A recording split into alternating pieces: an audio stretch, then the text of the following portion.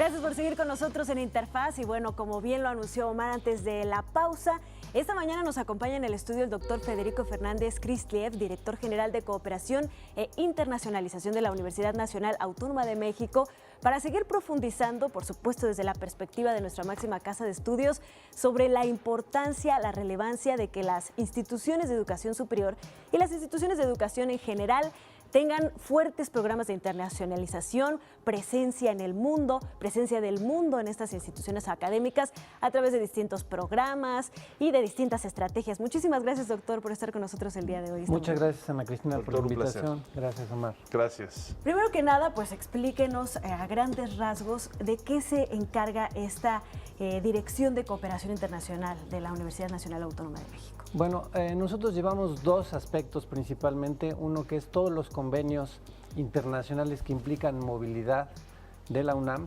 Esto es toda la relación con las universidades e instituciones de educación superior de más de 100 países, concentradas sobre todo en Europa, América del Norte, Asia y también en América Latina. Y el otro gran trabajo que se tiene es la movilidad estudiantil a nivel licenciatura. Esos son los dos grandes ocupaciones de la Dirección General de Cooperación e Internacionalización, aunque también hay algunos otros que tienen que ver con, por ejemplo, proyectos especiales, escritura académica en inglés para publicación de artículos de calidad internacional. Es uno de los vehículos que se usan también para la comunicación e internacionalización y algunas otras tareas también. Sí, porque también hemos visto que la UNAM tiene algunas oficinas, algunas instancias, también en algunos países.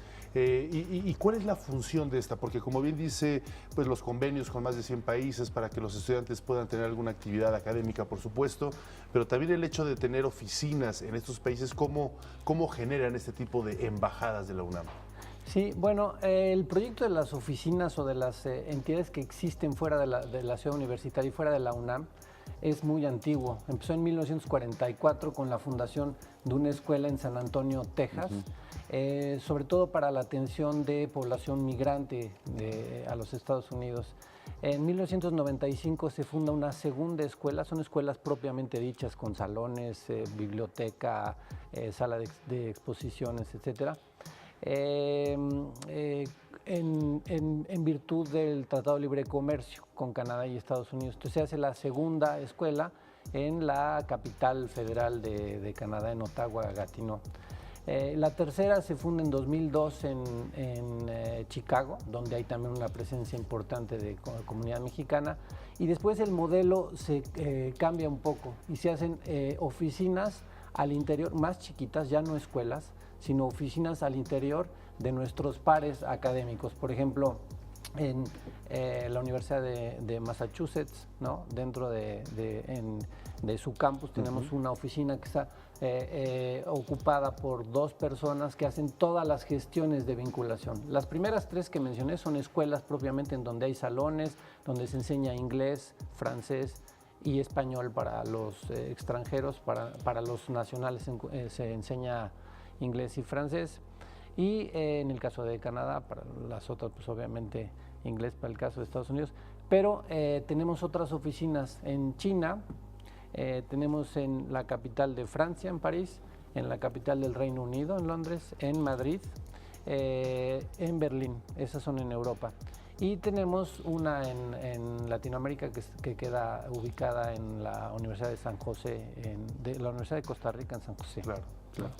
¿Cómo se hace esta labor desde una universidad como la Universidad Nacional Autónoma de México de conseguir estos más de 100 convenios con las universidades? Digo, obviamente tratándose de una universidad como la nuestra, que ocupa lugares importantes en los rankings a nivel mundial, supongo que la tarea debe ser más sencilla que en otras instituciones de educación. Sin embargo, me gustaría que nos compartiera cómo se tiene que hacer esta gestión, este lobbying para lograrlo. Bueno, es complicado. Primero, no son 100 convenios, son como 100 pares de 100 universidades con las que tenemos algunas, ¿no? Tenemos más de 1000 convenios, algunas de ellas son para diversas funciones. Ahora, estas gestiones que se hacen al interior de la universidad lo que nosotros hacemos desde la Administración Central es ubicar cuáles son las necesidades de las entidades académicas, es decir, de las escuelas, facultades, centros e institutos, respecto que ya tienen sus propios proyectos y sus propios aliados, por ejemplo, de investigación o de docencia en el extranjero, y nosotros desde la Administración Central lo que hacemos es apoyar esas iniciativas académicas que tienen. Entonces, de alguna manera, no es fácil, pero tampoco es difícil, porque sí hay que entender un poco cuáles son esas necesidades. La dificultad quizá viene en cómo operarlas, cómo desarrollarlas y una muy importante, cómo financiarlas, ¿no? Que es una, toda la vinculación con el extranjero involucra por lo menos algún traslado hacia el extranjero, y eso ya estamos hablando de una dificultad financiera, ¿no? Que siempre lo que tratamos es de negociar, y ahora vamos hacia la parte de afuera, cómo negociamos con las instituciones que son pares nuestros o que están vinculadas con la UNAM, por ejemplo, procesos de financiamiento y todo esto. Entonces, lo primero que hay que hacer es una negociación con ellos para evitar cobrarnos cualquier tipo de cuota. Nosotros recibimos encantados de la vida a todos los alumnos que vienen entrantes, y nosotros enviamos en reciprocidad a nuestros alumnos también para el extranjero. Supongo que es una gran responsabilidad, por ejemplo, retomando un poco lo que comentaba Ana Cristina, no solo por el hecho de los ratings, que últimamente la UNAM pues está muy bien posicionada, por el mismo hecho de lo que nosotros conocemos como UNAM, que es nuestra máxima casa de estudios, que tiene un importantísimo número de carreras, una gran matrícula, en fin, muchos elementos que la hacen ser pues una gran universidad, por supuesto. También esto genera una gran responsabilidad para tener esta presencia en el mundo. ¿Cuál es esta filosofía de tener esta presencia en el mundo? Bueno, de lo que se trata es, como Universidad Nacional, tenemos una gran responsabilidad en atender los problemas nacionales. Entonces, nuestra ventana hacia el mundo tiene que ver con identificar cómo en otras latitudes, cómo en otras instituciones se enfrentan problemas similares. Cuando uno envía a sus alumnos al extranjero es porque tiene la gran esperanza de que esos alumnos aprendan cosas nuevas, se enfrenten a situaciones nuevas, conozcan cómo resolverlas y regresen con un saber y con un sabor también que antes no tenían, ¿no? Okay. Ese saber les permite entonces incidir también. Déjenos hacer una breve pausa, doctor Federico, y regresamos con usted para seguir platicando de este tema. Regresamos. Regresamos, estamos platicando con el doctor Federico Fernández. Él es director general de Cooperación e Internacionalización de la Universidad Nacional Autónoma de México. Y bueno, ya hablamos de forma general cómo se establecen estas sedes de la UNAM en diversos países. Nos acaba de comentar que se acaba de abrir, por cierto, uno nuevo en Sudáfrica, también dentro de estos esfuerzos. Por supuesto, más de 1000 convenios, más de 100 universidades pares que, bueno, hacen también este tipo de participaciones. Ahora vamos a darle la vuelta a la moneda, la participación de los estudiantes. ¿Cómo ustedes promueven, apoyan, impulsan que precisamente los jóvenes pues se sumen a estos esfuerzos, ¿no? Porque sin ellos definitivamente este tipo de sedes, este tipo de convenios pues no serviría para nada. Sí. Hace algunos años tendríamos que promover entre los estudiantes que tuvieran ese valor de irse al extranjero. Había cierto temor. Ya no es el caso. Ahora al revés, ¿no? Ya quieren que... Exacto. Bueno, no es que no queramos, pero ahora la demanda es tal. En los últimos 5 años ha subido 200% la demanda. Y lo que nosotros hacemos, digamos, el mecanismo es nosotros publicamos convocatorias para diferentes programas. Uno puede ser estancias en el extranjero por todo un semestre con créditos, entonces van y estudian su semestre en el extranjero. Y otras, por ejemplo, son estancias más cortas en donde van con un tutor, investigan parte de sus temas y regresan y hacen su tesis en ese tema. Ha habido en algún otro momento estancias para mejoramiento del idioma también, pero las dos primeras son los que más nos han interesado. Claro. Y los estudiantes, pues a montones, ¿no? Cada vez quieren más, tienen ya esta esta nueva idea de que la globalización es parte del reforzamiento académico y de su futuro laboral a veces también, y académico, y entonces pues a la hora de sacar estas convocatorias hay muchas aplicaciones. La manera de selección es difícil.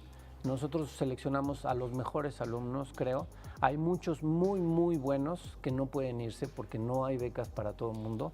Lo que sí estamos tratando de hacer es gestionar la suficiente cantidad de lugares para que los estudiantes tengan la opción de irse a los distintos países, ¿no? Entonces, hay esta dificultad que es la parte financiera. Hay no diría un concurso, sino una selección académica. Tiene que ver con su promedio, tiene que ver con su calidad académica, con la innovación de sus proyectos, tiene que ver con que hablen un idioma extranjero con suficiencia, y esto hace que sean unos buenos candidatos para competir. Claro, porque estos candidatos no se trabajan en el momento que sale la convocatoria, se trabaja pues tiempo atrás en la obtención de un idioma, es decir, un buen promedio que no es de la noche a la mañana, ¿no? Es prácticamente una consistencia en su carrera académica. Así es. Yo quisiera preguntarle, doctor, ¿cómo se ha visto, digo, ya hablamos de este crecimiento del 200% de la demanda de los estudiantes que quiere optar por estas oportunidades? Y bueno, al inicio, en esta pequeña reflexión sobre la internacionalización de las universidades, pues también veíamos que es algo que ayuda a las instituciones a mantenerse, digamos, vigente, a la vanguardia en los temas más importantes de la educación y de la investigación. ¿Cómo se ha visto esto gracias a los programas de internacionalización en la UNAM? Bueno, en algún momento también se mencionó con Omar los rankings, ¿no? Cómo es el impacto en términos académicos, cómo se mide en comparación con otras universidades, claro, la presencia académica, digamos, en temas de punta, en publicaciones, en investigaciones conjuntas, ese tipo de cosas, en dobles grados que se hacen con otras universidades, en la presencia de alumnos extranjeros que quieren venir a México a estudiar también. Todo eso impacta en ese sentido.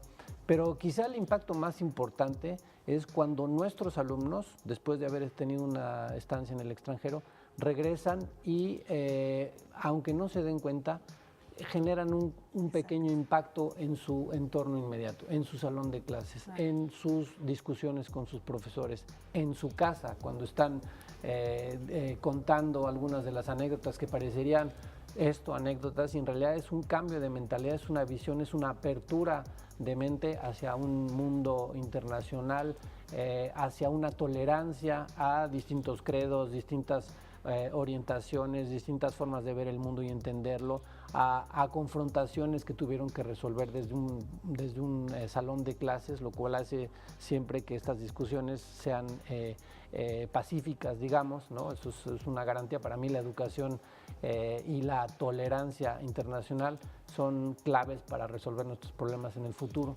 Entonces son estas dos cosas. Por un lado está los impactos académicos que pueden ser medidos por las universidades en tipo de rankings y ese tipo de análisis, y por otro lado los que son más reales son cómo se transforma nuestro país a través, ¿no?, de, aunque sea poco a poco, gota a gota, del conocimiento de estos alumnos que tienen con sus experiencias en el extranjero.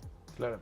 ¿Cuáles son las recomendaciones que ustedes les hace a los jóvenes universitarios de la UNAM, por supuesto, que logren llevar este procedimiento adecuado ante la selección tan estricta que hay? Pero como usted bien dice, seguramente hay muchos jóvenes que se quedaron fuera, a lo mejor con los merecimientos. ¿Cuál es el proceso lógico, natural que deben de seguir para poder precisamente estar a tiempo en ello?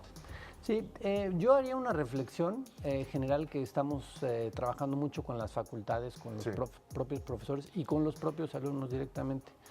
Y esta reflexión consiste en alejarse de este modelo en el que nosotros pensábamos en que una institución pública nos tenía que dar, ¿no? Claro. Nos daba, por ejemplo, la educación. Nosotros tenemos garantizado en nuestras mentes, los que acceden a la UNAM y a la educación pública en el país, que es gratuita, ¿no? Cuando sí cuesta, le cuesta al país muchísimo, o sea, le cuesta a todos los que trabajamos y hacemos que México crezca, nos cuesta esta educación. Cuando nosotros tenemos conversaciones con otras universidades, nos dicen cómo es posible que no le cobren al estudiante, ¿no? Bueno, entonces la primera reflexión es: no hay que estirar la mano para que nos den, hay que trabajar por eso, hay que ir por eso. Entonces hay que formarnos bien, hay que conservar nuestro promedio elevado. A veces hay materias que uno como alumno no quiere seguir o que se peleó con el profesor. Todo esto es natural, es bienvenido, son parte de las discusiones, pero también hay una inteligencia para decir: yo de todos modos voy a sacar bien mi materia, y esto es importante. Entonces, ser un alumno regular, ser un alumno con promedio alto, empezar a cultivar una lengua extranjera desde el principio si se puede, del bachillerato. Y otra cosa importante también es ver que el financiamiento a veces pues no alcanza para todos, y entonces tener una mente abierta para decir: si no lo obtengo en el primer año, la puedo obtener en siguientes, y si no me la da la UNAM, me la va a dar alguna otra organización, ¿no? Pues muchísimas gracias, doctor, Gracias, por habernos doctor. acompañado. Lo esperamos muy pronto para seguir hablando sobre estos temas. Encantados. Sí. Muchísimas gracias. Gracias. Una pausa y volvemos con otra interesante entrevista. No se la pierdan.